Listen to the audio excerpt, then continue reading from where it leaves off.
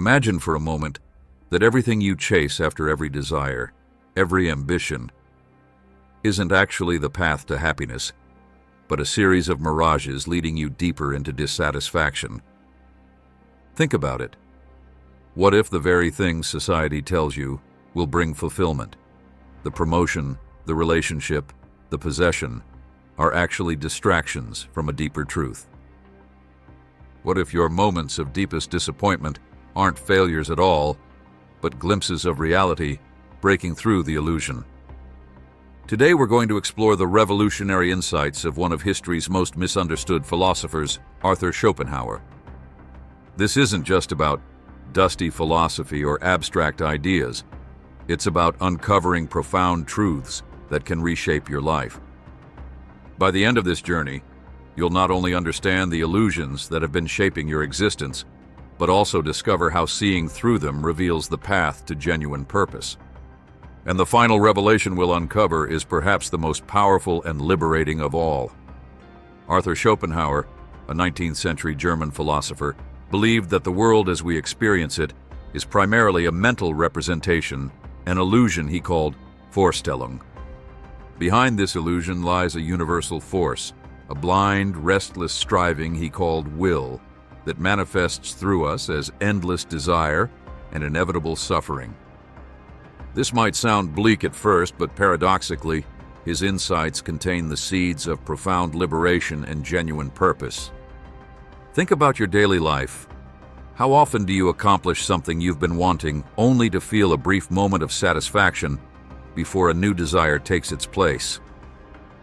How often do you find yourself thinking, "I'll be happy when," only to reach that milestone and find yourself immediately focused on the next goal?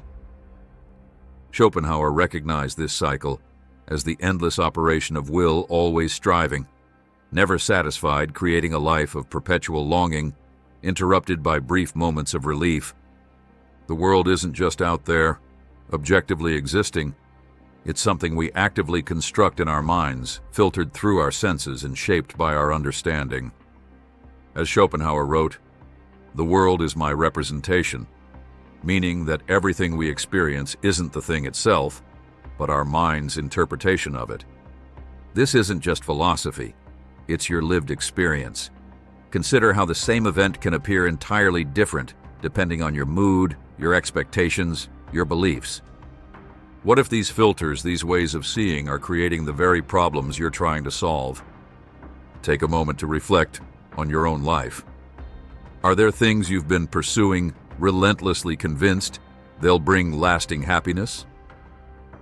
Perhaps it's financial success, recognition, the perfect partner, or even spiritual attainment.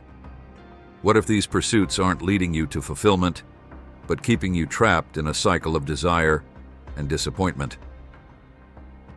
Schopenhauer believed that by confronting these illusions, we can find a path beyond suffering, leading not to conventional happiness, but something far more profound: liberation. This isn't easy. It requires courage, honesty, and a willingness to question everything you've assumed about life. But the rewards are immeasurable. Schopenhauer described this awakening as seeing through the veil of Maya, the illusion that keeps us trapped in endless striving. He argued that our greatest insights come not from chasing desire, but from seeing through the very mechanisms that create desire. Consider the times in your life when you felt most at peace. Were they moments of achievement and acquisition? Or were they moments of presence, connection, and stillness when wanting itself temporarily subsided?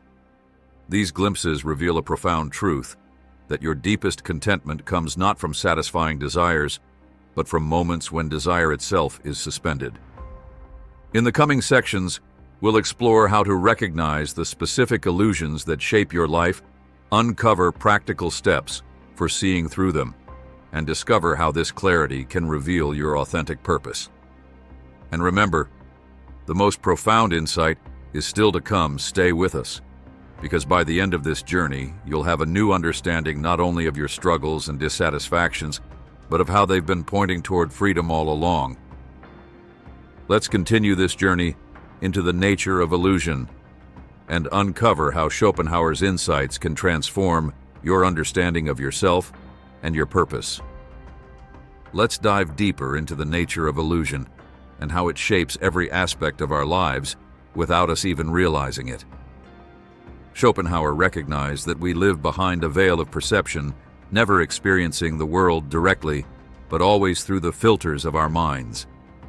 Everything you perceive, the sights, sounds, and sensations, aren't things in themselves but representations created by your consciousness. This isn't just abstract theory, it's confirmed by modern neuroscience, which shows that what we see is actually an elaborate construction by our brains. But Schopenhauer went further, suggesting that behind all these appearances lies a single universal force, the will. This will isn't a conscious entity, but a blind, restless striving that manifests through all living things and through us as constant desire. Think about your own experience, the endless wanting that drives your days, the way satisfaction is always temporary before a new desire forms. This isn't a personal failing, it's the nature of existence itself. Schopenhauer wrote, "All willing arises from lack, from deficiency, and thus from suffering." He recognized that the cycle of desire and temporary fulfillment creates a pendulum swinging between pain and boredom. When we're striving for something, we experience the pain of lack. When we achieve it, we experience momentary satisfaction, followed quickly by boredom or a new desire. Look at your own life. How often does this pattern repeat? You want a promotion, you get it, and soon it's just your job. You want a relationship, you find one, and soon you take it for granted. You want a possession, you acquire it, and soon it no longer brings joy. This cycle isn't your fault. It's built into the structure of experience itself. And the first great illusion is believing that fulfilling these desires will bring lasting happiness. Society constantly reinforces this illusion. Advertising promises satisfaction through consumption. Social media creates endless comparison and new wanting. Even our education system focuses on achievement over understanding.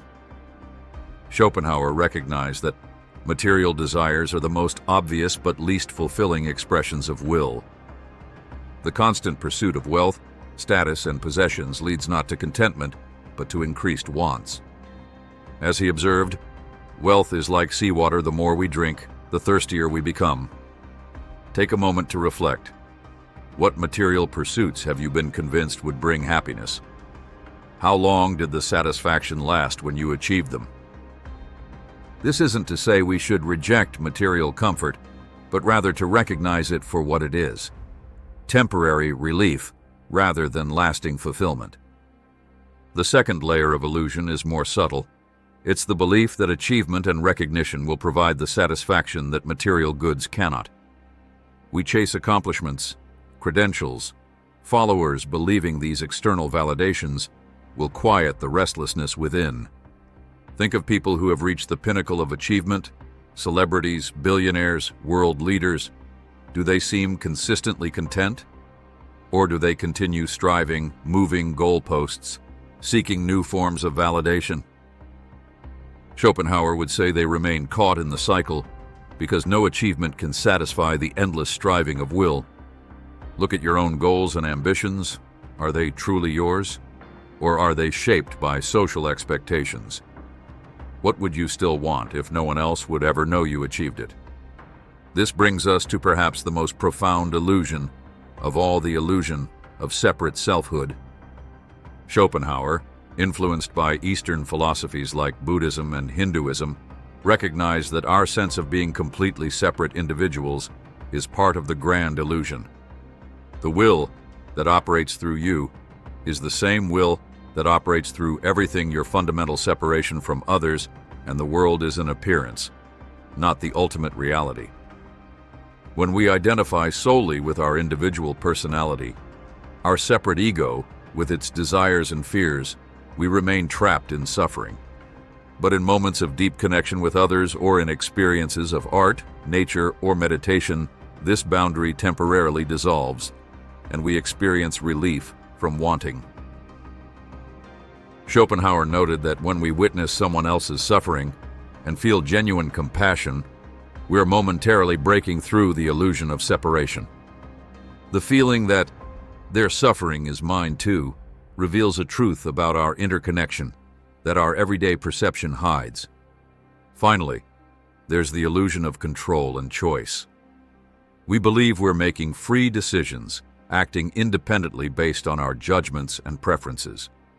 But Schopenhauer observed that our choices are determined by our character interacting with circumstances, both of which are expressions of the same underlying will. As he wrote, "A man can do what he wants, but not want what he wants." You can choose actions based on your desires, but you don't choose the desires themselves. Think about your strongest desires and aversions, your basic temperament and tendencies. Did you choose these, or did you discover them within yourself?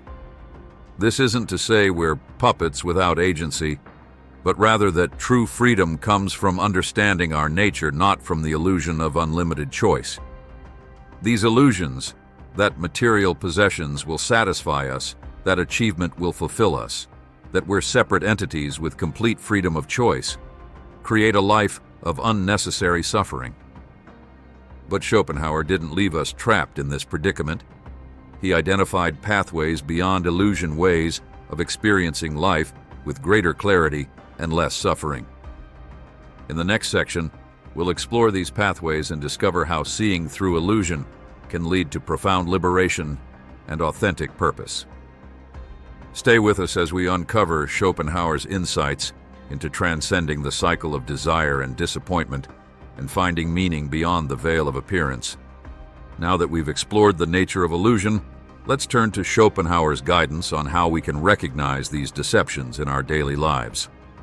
This recognition isn't just an intellectual exercise, it's the beginning of a profound transformation in how you experience your existence.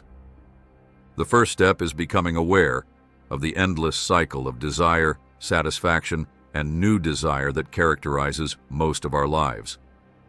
Schopenhauer compared life to a pendulum swinging between pain and boredom. We're either striving for what we don't have and suffering from lack, or we've attained our goal and quickly grow bored with it. Start paying attention to this pattern in your own experience. Notice how quickly satisfaction fades, how automatically new desires arise to replace fulfilled ones. For example, think about something you wanted intensely and eventually acquired: a smartphone, a car, a house. Remember the anticipation, the momentary joy of getting it, and then how quickly it became just another possession. Or consider a professional achievement, the promotion, the degree, the recognition. Remember the striving, the satisfaction of success, and then how rapidly that became your new normal with fresh goals already beckoning.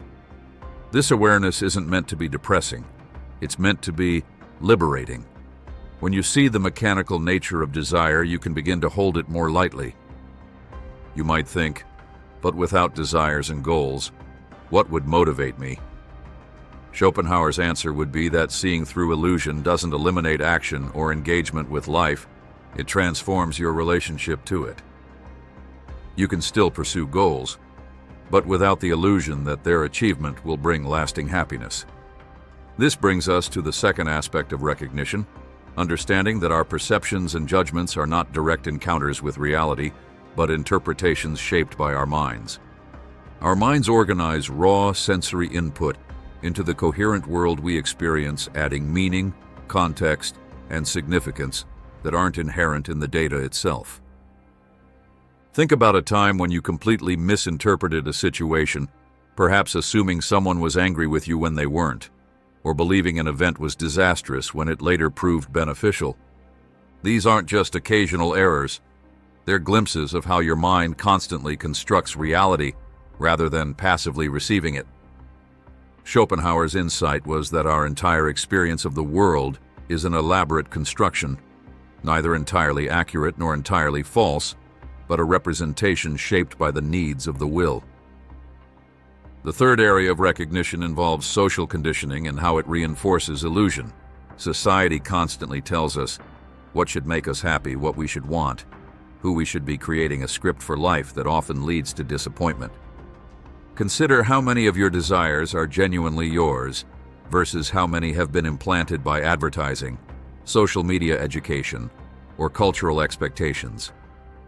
Do you really want the promotion, the bigger house, the perfect body? Or have you been convinced you should want these things? Schopenhauer was ahead of his time in recognizing how social forces shape individual desires, creating unending dissatisfaction that fuels consumption. He observed the wealthy society of his time and saw that increased prosperity didn't lead to greater happiness, but often to more refined forms of suffering. This observation is even more relevant today when constant connectivity amplifies comparison and wanting. The fourth aspect of recognition is perhaps the most challenging. It involves seeing how our very sense of self is part of the grand illusion. We experience ourselves as separate, autonomous individuals with fixed identities and clear boundaries. But Schopenhauer, drawing on Eastern wisdom, suggested that this individuation is itself an appearance, not the deepest reality. The will that animates you is the same will that flows through all of existence. Your separate selfhood is real at one level of experience, but not at the most fundamental level. Try to notice moments when this sense of separation softens, perhaps during deep connection with another person, immersion in nature, or experiences of awe. These moments offer glimpses beyond the illusion of separate selfhood to a more fundamental unity. The final aspect of recognition is understanding the compulsive nature of our reactions. Schopenhauer believed that our character is innate and unchangeable. We don't choose our basic temperament or deepest drives. However, increased knowledge of ourselves and the world can modify how our character expresses itself. Pay attention to patterns in your reactions, situations that consistently trigger strong emotions, behaviors you find yourself repeating despite negative consequences. These patterns reveal aspects of your character, the particular way the will manifests through you. As Schopenhauer wrote, "We discover what we are through what we do." This self-knowledge doesn't mean you can fundamentally change who you are, but it does allow you to work more skillfully with your nature. By recognizing these 5 aspects of illusion: the cycle of desire, the constructive nature of perception, social conditioning, the illusion of separate selfhood, and the patterns of your character, you create space between yourself and the automatic processes that typically drive your life. This space is the beginning of freedom, not the unrestricted choice our ego imagines, but something more profound: the ability to see clearly and act from understanding rather than compulsion. In our next section, we'll explore how Schopenhauer proposed moving beyond mere recognition of illusion to a transformed way of living that offers relief from the endless cycle of striving. Stay with us as we uncover the pathways beyond illusion and toward authentic purpose and meaning. Now that we've learned to recognize illusion, let's explore Schopenhauer's pathways beyond suffering and toward meaning. Despite his reputation for pessimism, Schopenhauer offered profound insights into transcending the cycle of desire and disappointment. He identified 3 main pathways beyond illusion: aesthetic contemplation, compassionate ethics, and what he called the denial of the will to live. Let's begin with aesthetic contemplation, which Schopenhauer saw as a temporary escape from the demands of will. When we're fully absorbed in a work of art, a beautiful landscape, or a piece of music, something remarkable happens. Our endless wanting subsides. In these moments, we're not trying to possess or use what we perceive, we're simply present with it, experiencing it directly. As Schopenhauer described it, we temporarily step out of ourselves, becoming pure, will-less subjects of knowledge. Think about times when you've been completely captivated by beauty, art, or nature. Notice how, in those moments, your usual preoccupations, your desires, fears, and plans fade into the background. This isn't just a pleasant distraction, it's a glimpse beyond the veil of illusion to a different mode of being. Schopenhauer placed special emphasis on music, which he considered the highest form of art because it doesn't represent specific objects or ideas, but expresses the will itself directly. When we're moved by a piece of music, we're experiencing the same fundamental reality that drives the universe, but in a form that doesn't create suffering. He wrote, "Music expresses the quintessence of life, and its events never these themselves." This is why music can touch us so deeply, stirring emotions we can't put into words. The aesthetic experience shows us that another kind of consciousness is possible, one not driven by wanting and striving, but characterized by presence and direct perception. The second pathway Schopenhauer identified is compassionate ethics, which arises from seeing through the illusion of separate selfhood. When we recognize that the same will flows through all beings, that others' suffering is fundamentally no different from our own, natural compassion arises. This isn't based on abstract rules or social conventions, but on direct recognition of our shared essence. Schopenhauer wrote, "Compassion is the basis of all morality." He believed that when we feel another's pain as our own, we're momentarily breaking through the illusion of separation, experiencing a glimpse of the underlying unity of all life.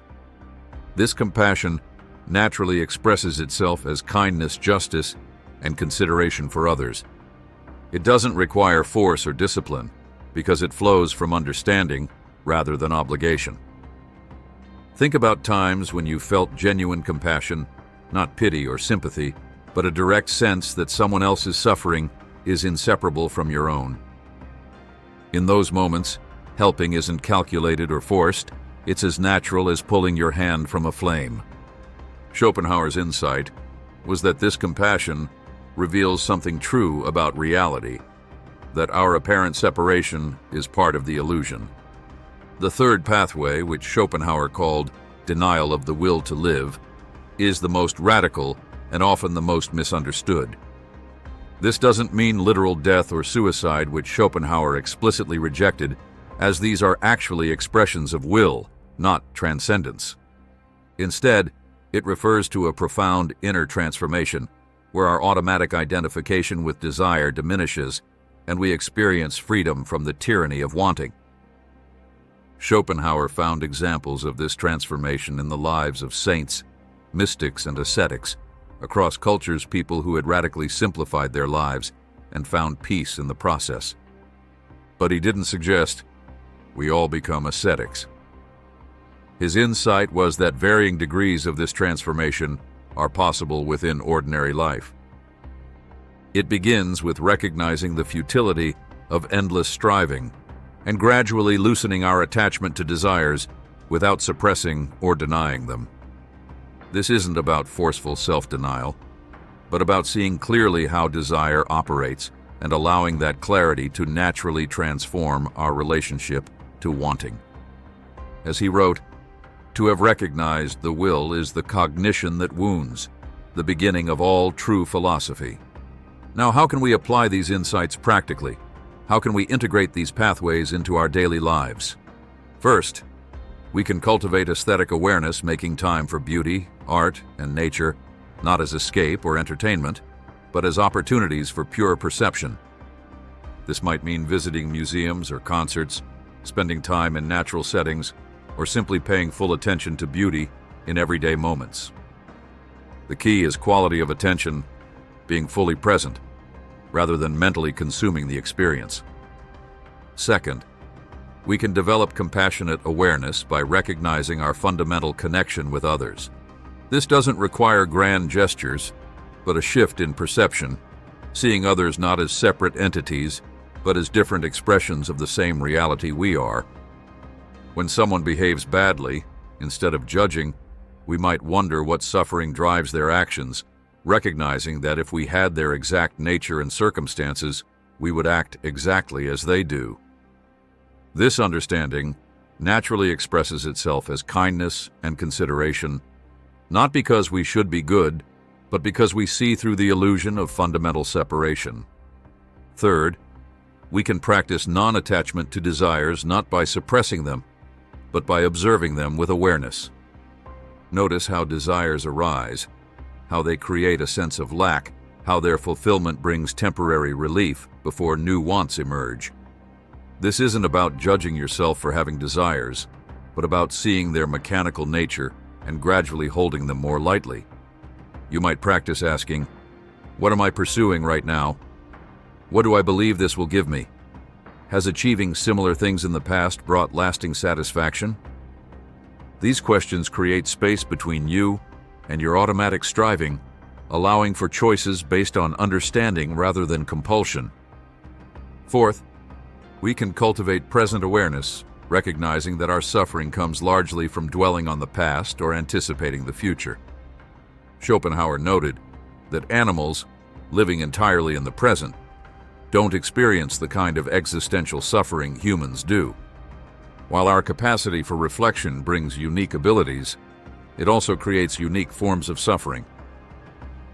By bringing attention to the present moment, we temporarily step outside the narrative of striving and achievement, experiencing life directly.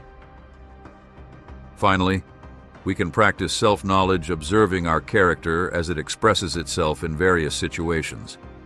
Instead of fighting against your nature or judging yourself for not being different, you can work skillfully with who you are. As Schopenhauer wrote, "The discovery of ourselves can only be made by acting, and in no other way." Through action and observation, you learn your tendencies, your triggers, your patterns of reaction. This knowledge doesn't change your fundamental character, but it allows you to avoid situations that trigger your worst tendencies and seek environments that bring out your best. These practices don't promise conventional happiness, the endless pleasure and absence of pain that most people seek. Instead, they offer something more profound: freedom from illusion, authentic peace, and the discovery of meaning beyond endless wanting. In our final section, we'll explore how seeing through illusion reveals not just personal liberation, but a transformed understanding of purpose and meaning. Stay with us as we uncover the ultimate revelation about the relationship between illusion and authentic purpose. As we approach the culmination of our journey, let's explore Schopenhauer's most profound insight: how seeing through illusion reveals not conventional happiness, but authentic purpose. The common understanding of purpose focuses on achievement, making a mark on the world, creating something lasting, or experiencing as much pleasure as possible. But Schopenhauer recognized that all these pursuits remain within the realm of will and its endless striving. They might provide temporary satisfaction, but they can't deliver lasting fulfillment. True purpose, from his perspective, isn't about what you accomplish in the world, but about your relationship to existence itself. This isn't the purpose of your individual ego, what you, as a separate self, should achieve or become. It's a recognition of your place in the larger whole and how you might live in alignment with a deeper truth. Schopenhauer wrote, "The chief point is to distinguish whether that peace, that sublime serenity, is merely the silence before the storm or the true final peace." He recognized that genuine fulfillment doesn't come from satisfying the endless demands of will, but from moments of freedom from those demands. This creates a paradox that many find challenging. The purpose of life isn't to get what you want, but to transcend wanting itself. Not through suppression or denial, but through understanding and transformation. This doesn't mean abandoning engagement with the world or refusing to take action. It means acting from clarity rather than compulsion, participating in life without being driven by illusion. Consider how this perspective transforms common concerns. Instead of asking, "How can I get everything I want?" you might ask, "How can I want what I already have?" Instead of, "How can I become someone important?" you might ask, "How can I be fully present as who I am?" Instead of, "How can I make sure nothing goes wrong?" you might ask, "How can I respond wisely to whatever happens?" These shifts don't diminish your engagement with life, they deepen it, bringing quality of attention to whatever you're experiencing. Schopenhauer believed that our moments of greatest clarity come not from achieving our desires, but from temporarily stepping outside the cycle of desire. These glimpses beyond illusion reveal a profound truth, that what we seek through endless striving, peace, fulfillment, connection, is already available when striving itself subsides. This is the ultimate revelation. Your authentic purpose isn't found at the end of some achievement, but in moments of clear seeing and being that transcend the endless becoming of will. From this perspective, the purpose of all your struggles and disappointments hasn't been to eventually get what you want, but to gradually reveal the futility of endless wanting. Each frustration, each moment of getting what you wanted and still not being satisfied, has been an invitation to look deeper, to question the fundamental assumption that happiness comes from fulfilling desires. As Schopenhauer noted, life swings like a pendulum backward and forward between pain and boredom. But in recognizing this pattern, something remarkable happens. You begin to find moments of freedom within it. These moments might come through aesthetic contemplation, compassionate connection, or simply clear seeing, but they all share a common quality: the suspension of the endless striving of will. This is where authentic purpose emerges, not as some grand mission or achievement, but as alignment with a deeper truth. Now let's consider how this understanding affects your relationship with others and with the world as a whole. Schopenhauer's insight that we are all expressions of the same underlying will leads naturally to a sense of connection and responsibility. When you recognize that others' suffering is fundamentally no different from your own, that the same force drives all of us, compassion becomes not a moral obligation, but a natural response. Your purpose then includes alleviating suffering where you cannot, because you should, but because you see clearly that others are not fundamentally separate from you. This doesn't mean taking responsibility for everything or trying to fix all problems, but responding from understanding rather than indifference.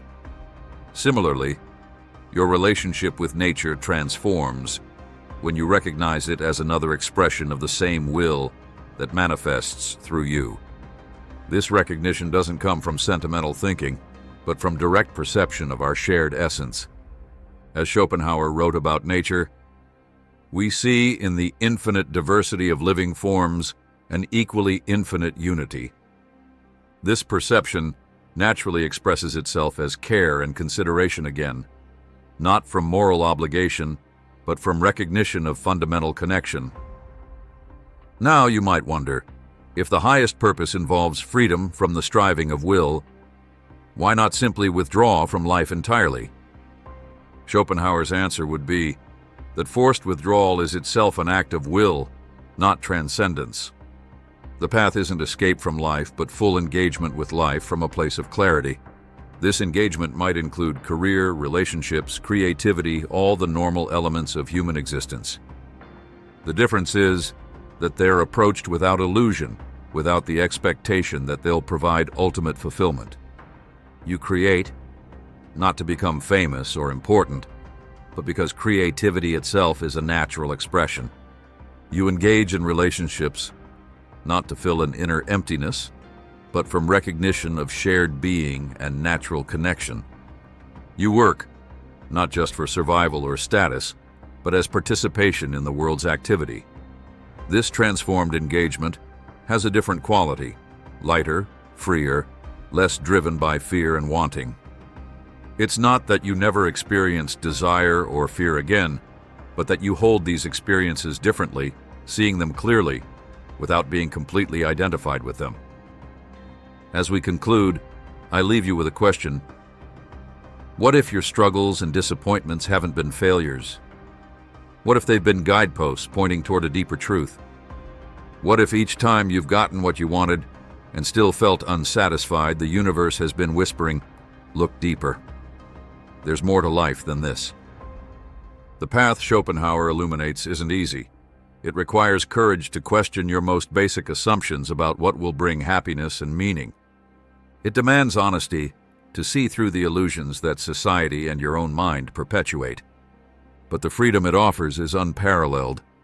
Not the freedom to get everything you want, but freedom from the tyranny of endless wanting itself. This isn't the end of engagement with life, but the beginning of a more authentic participation. Not driven by illusion, but guided by clarity. Not seeking fulfillment through endless becoming, but finding it in moments of pure being. As Schopenhauer himself wrote, the two enemies of human happiness are pain and boredom. But beyond these enemies lies a peace that doesn't depend on circumstances, a connection that transcends separation, and a purpose that emerges from clarity rather than striving. This is the ultimate revelation. The purpose of your life has never been to fulfill all desires, but to see through desire itself to what lies beyond. In that seeing is freedom, in that freedom is peace, and in that peace is the purpose you've been seeking all along. Thanks for watching.